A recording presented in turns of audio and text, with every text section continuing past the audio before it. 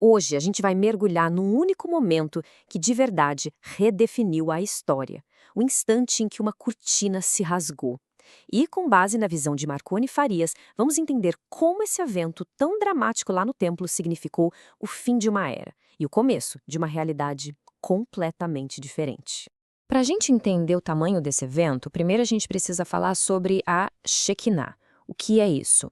Bom, esse termo fala da presença manifesta, sabe? Aquela glória visível de Deus. Era, assim, a santidade mais pura e concentrada que existia, morando num lugar específico aqui na Terra. E o mais impressionante é que essa presença imensa, essa força toda, era de propósito mantida separada da humanidade. E o que fazia essa separação? Uma coisa que parece até simples demais: uma cortina. Só que, como a gente vai ver, não era uma cortina qualquer, não. Ok, vamos entender isso melhor.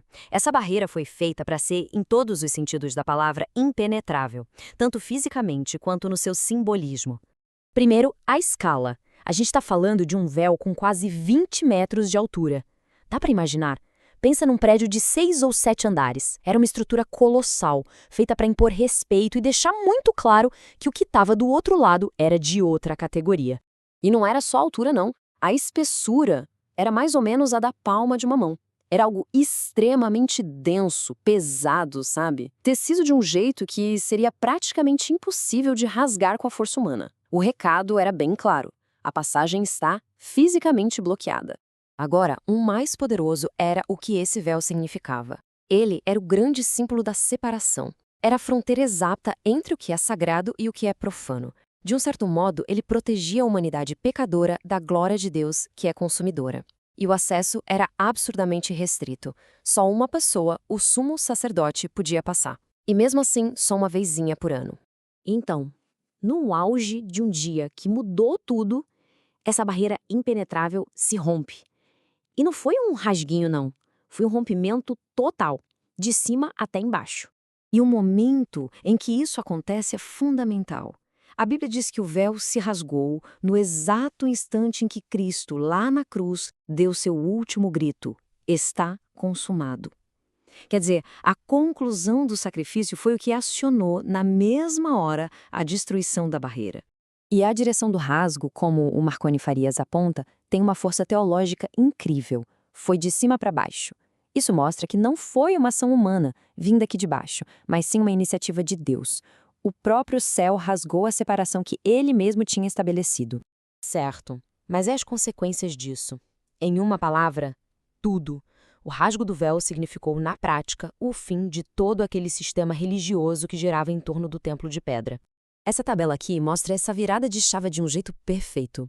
Onde antes existia um templo de pedra, agora existe um templo vivo, que são as pessoas.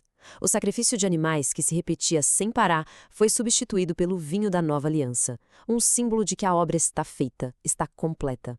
Acesso restrito a um só? Que nada, agora é sacerdócio universal. E a religião da repetição deu lugar à celebração de uma obra consumada. Com isso, a gente chega na mudança talvez mais profunda de todas, a do relacionamento. A gente sai de um sistema de separação, de medo, para um de convite, de acesso direto. Essa nova realidade fica perfeitamente resumida nessa ideia do Marconi Farias. A santidade que antes queimava, agora chama para perto. A mesma presença que era um risco de morte, agora se torna a fonte da vida. E por quê? Porque a punição, a ira, foi totalmente absorvida no sacrifício de Cristo. E o que isso significa na prática é revolucionário. O medo dá lugar à confiança. Chegar perto de Deus vira fonte de vida, não mais um risco.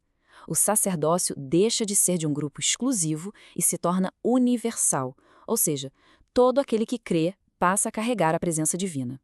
E a adoração? Ela é libertada de um lugar físico. Não é mais no monte ou numa cidade, mas em espírito e em verdade, onde quer que a pessoa esteja. E tudo isso nos deixa com uma pergunta central, né? O véu se foi, a barreira caiu, o acesso está aberto para sempre. A questão então não é mais como entrar, mas sim o que fazer com essa liberdade. O que significa viver com esse acesso que antes era impossível? É com essa reflexão que a gente fica.